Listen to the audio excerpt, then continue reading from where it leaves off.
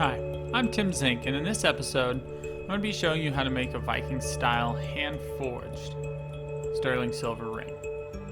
If you look on the screen, you'll see the piece of silver we started out with, and a quick list of the tools that you need are the piece of silver. For this one, I used a 1.8 millimeter triangle punch that comes into play for design work later, a 1.5 millimeter lining punch, and a 9.5 millimeter cutting punch that I bought from just the hardware store.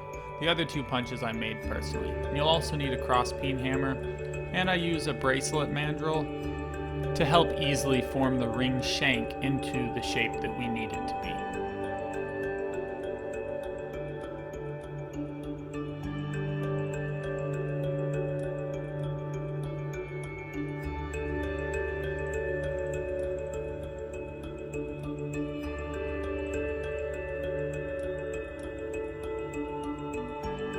To shape the shank, you're just going to hammer evenly from the center of the edge outward in both directions, and then you're going to flip it and hammer on the other side.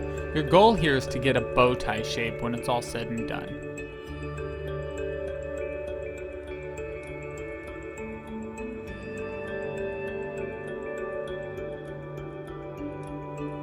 This is a good beginner level ring to work on because it only has one solder joint, and other than that it's just forming and shaping with a hammer and adding some punch work.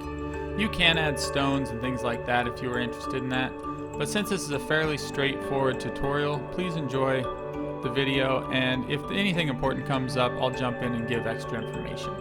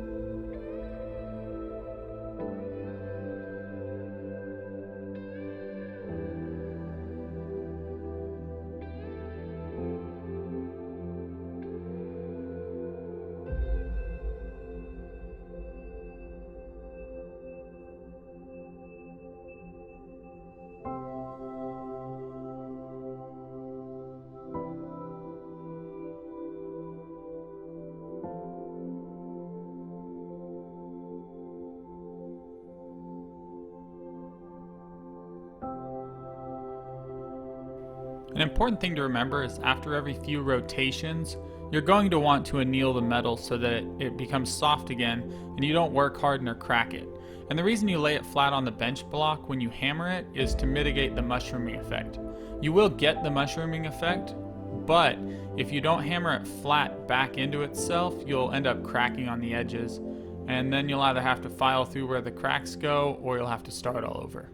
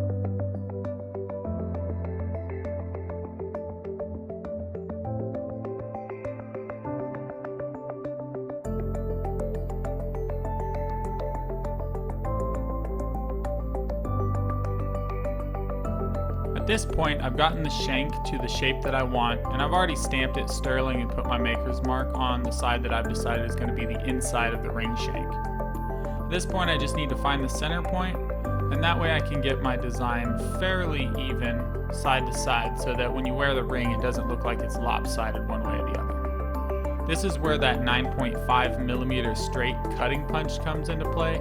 This is just to add a little bit of design that's going to be on the back of the shank later.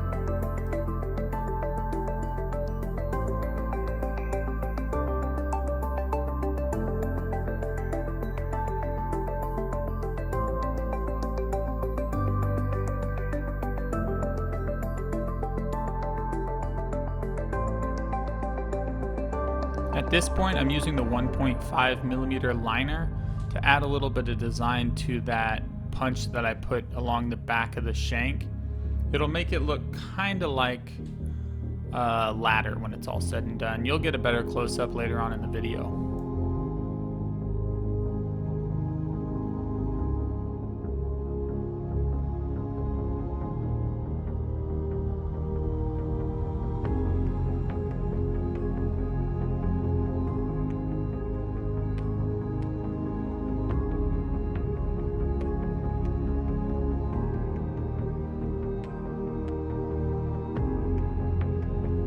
Here I move to the 1.8 millimeter triangle punch, and I'm just going to use this to add a little bit of design work that goes on the outer edge of the ring shank so that whenever I add the runes cut into it later, it just has kind of a border design.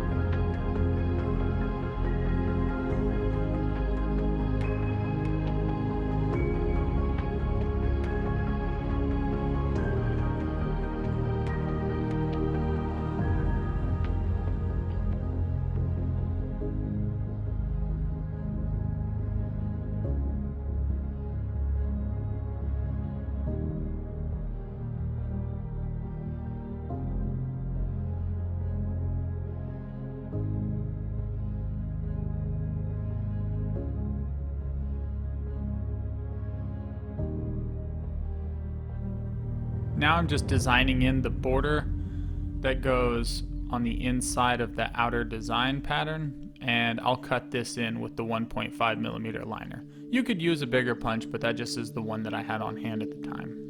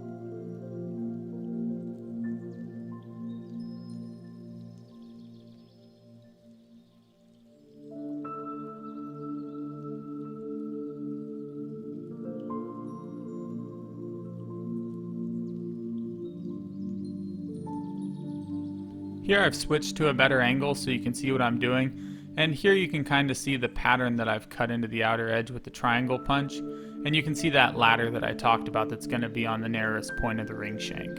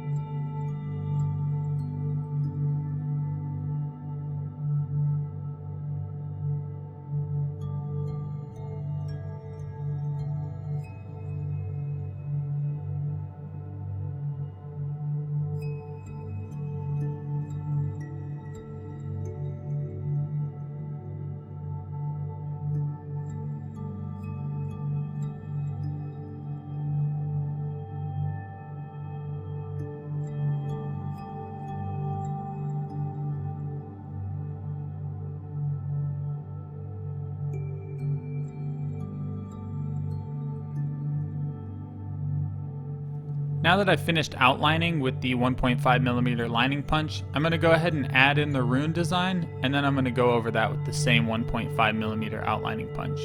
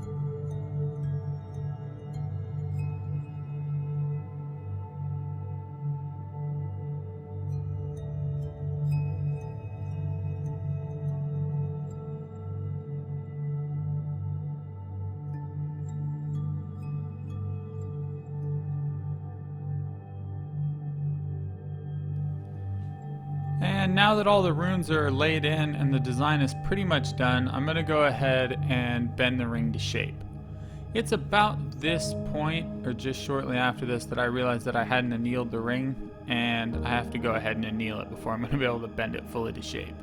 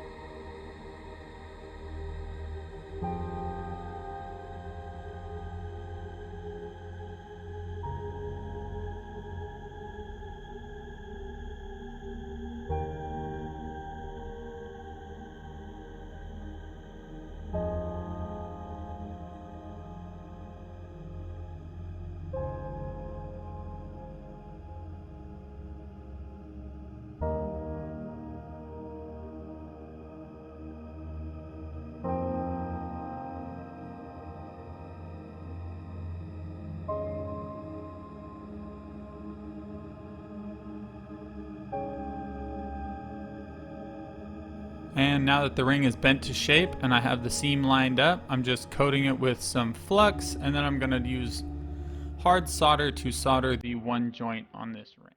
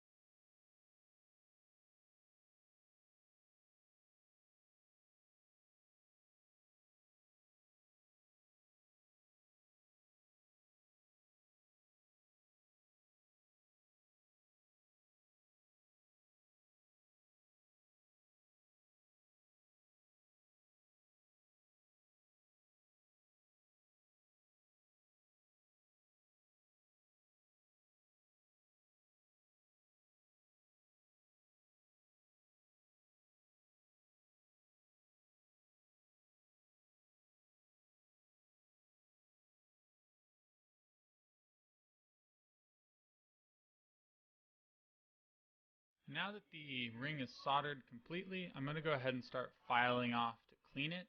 I used this feather file to do the rough filing, and then I switched over to 600 grit sandpaper, 800, 1200, and 2000. Unfortunately, I lost the video, or I didn't hit record whenever I was doing my sanding. So once I'm done filing in this section, it's going to jump to where the ring's already completely sanded.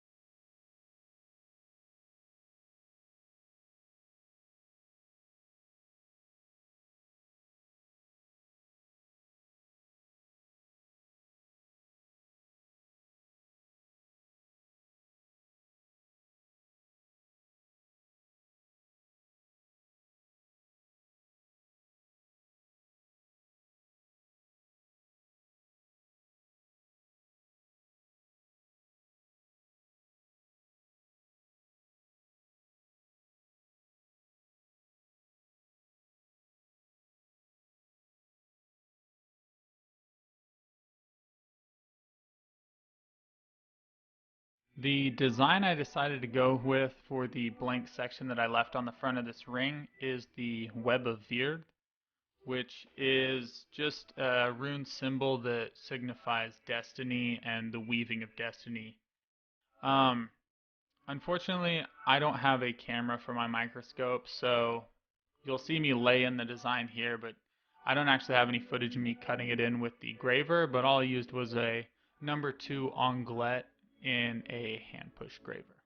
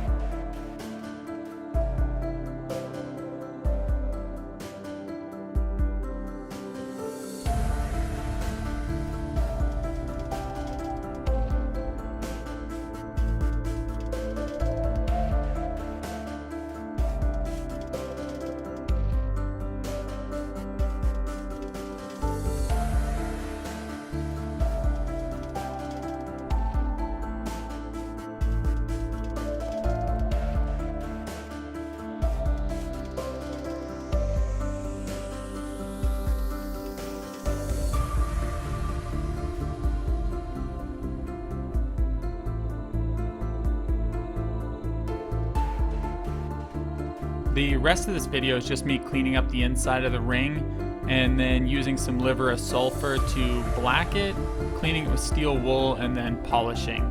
I really hope you enjoy the video. I hope you learned something from it or it's helpful to you in some way. If you have any questions about the design that I decided to go with or anything about the process of making it, just please let me know and I'll gladly answer any questions you have.